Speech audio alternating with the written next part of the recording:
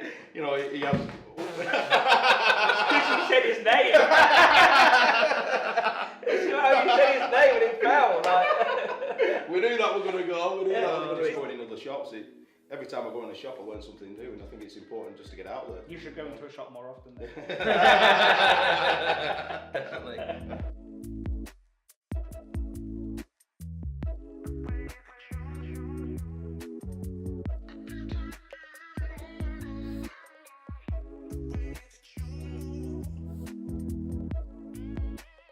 Hi everyone, we're at the NFFF today. Just a quick Q&A with Andrew, the president, and Craig, head trainer, what is it, Craig? Regional director, but as directors we tend to focus on little areas, and training is probably the area that I try and focus on. Fantastic. Short title there then. Yeah, that's his title. Yeah.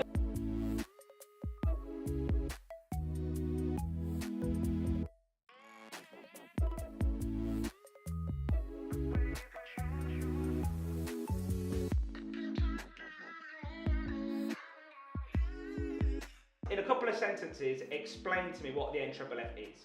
The NFFF is an organisation that's set up to promote and protect the industry, primarily for our members, but obviously most of the work we do represents the entire fish and chip industry. Yeah, Great. and I'd say the same, but also add that obviously we're trying to help the smaller businesses out there, which the industry predominantly is, and try and act as one bigger voice to influence change, to help promote and push the industry forward. And it's worth noting that you are representing even non-members, essentially. Yeah, most of the meetings we deal with the government, we're dealing with public health, everything that's discussed there is for the entire fish and chip industry and the wider takeaway industry.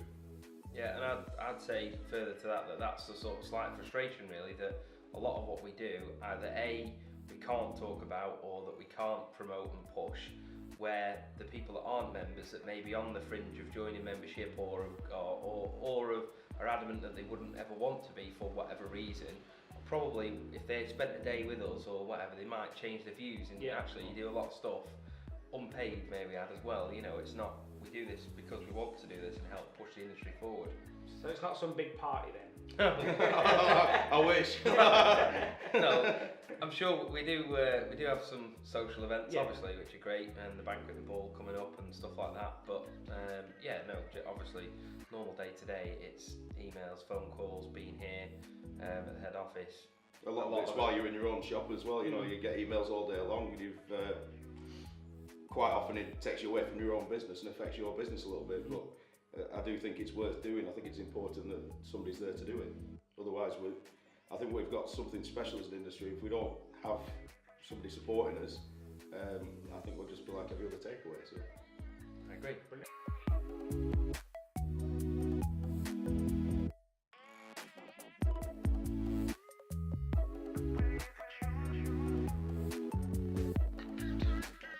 Andrew, this one's aimed at you a little bit, I'm afraid, or a lot of it. You seem to get a lot of steam online, you know, everyone sort of aims their anger with the NFFF at you.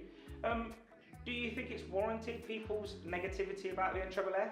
I think in the past, as I said before, we've been poor about telling people what we actually do. I think obviously when you're on Facebook and you're quite accessible, you're going to get people venting on you. But we are doing the best we can. You know, we're here. We are just like all the shops out there. We're fish friers.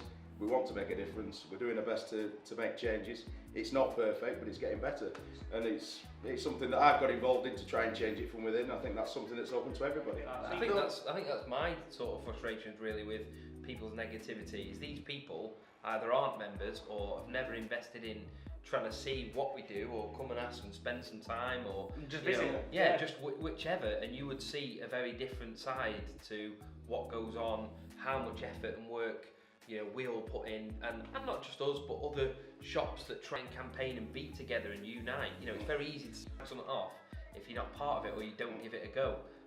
If there is somebody out there with a genuine complaint or whatever, it's like your shop, you would deal with it. No shop never gets a complaint, but I'd say the good shops, and certainly as an organisation, if we had a TripAdvisor, I'd say we'd be having 5 stars for most of it, and then there'd be one that'd be less. You're never going to keep everybody happy, but as I say, it's easy to have a go online without actually entering into conversation with. So guys, what do you both think are the biggest challenges for the industry? I think the biggest thing coming up is portion sizes. I think public health is something that we've got to face up to. We're not saying be prescriptive and say you've got to serve this size, but I think it's a good thing to offer a smaller option, a lighter option, smaller fish and chips. It just gives people that don't want to eat so much that choice.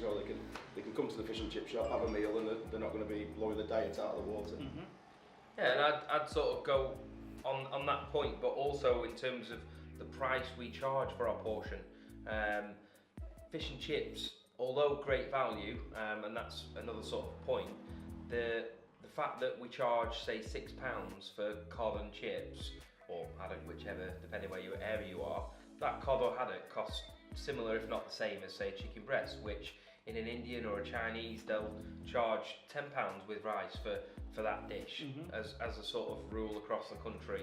So I think we don't charge enough for our sort of average portion, really.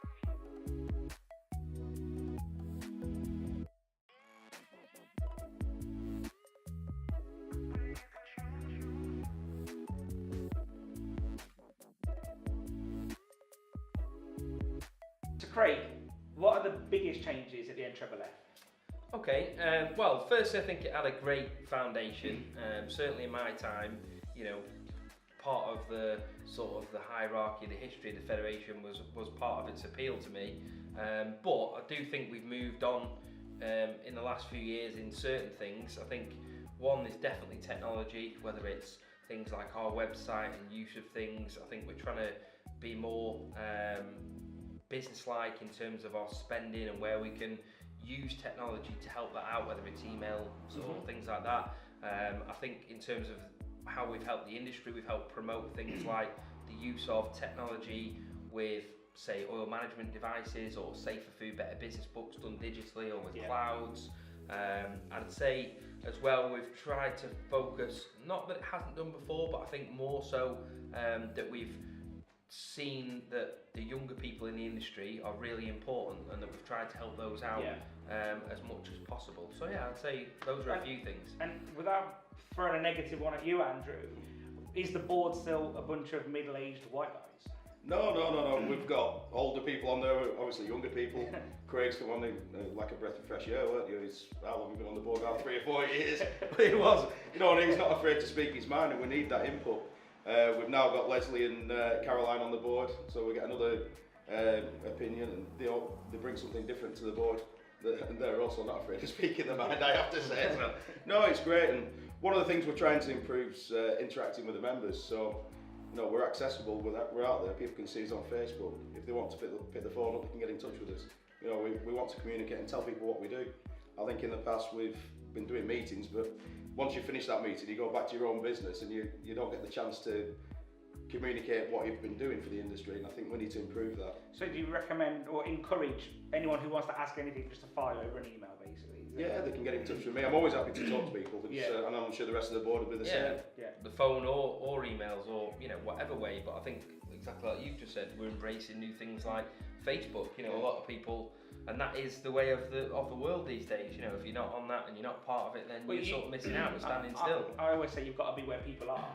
So if you're there chatting to them in their environment, you're sitting in the pub with them or on the couch watching EastEnders, and you're talking to them about why the NFFF or whatever it is on that day is good. Yeah, it's important to get to know people, and I think it's important that the members out there realise we're just fish and chip shop operators. There's nothing different. I've got a little takeaway. Craig's got a little takeaway. We're not these perceived super shops. We're in a position that we've just found ourselves here, and we want to make a difference. It's about putting a bit back.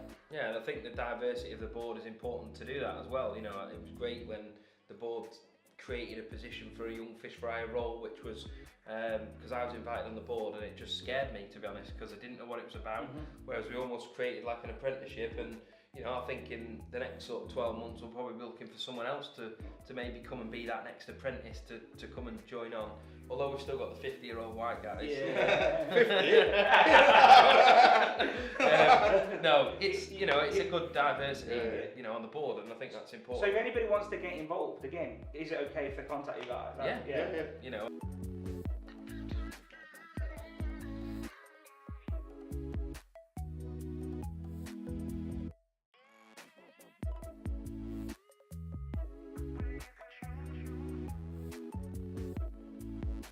So Andrew, you wanted to mention? Well, it's Arthur's 85th birthday. Arthur Parrington, who's Federation legend and industry legend, he's 85 today, so I thought I'd better mention that. And you're a couple of years behind him. That's all he keeps mentioning. Yeah. And Craig wanted to mention?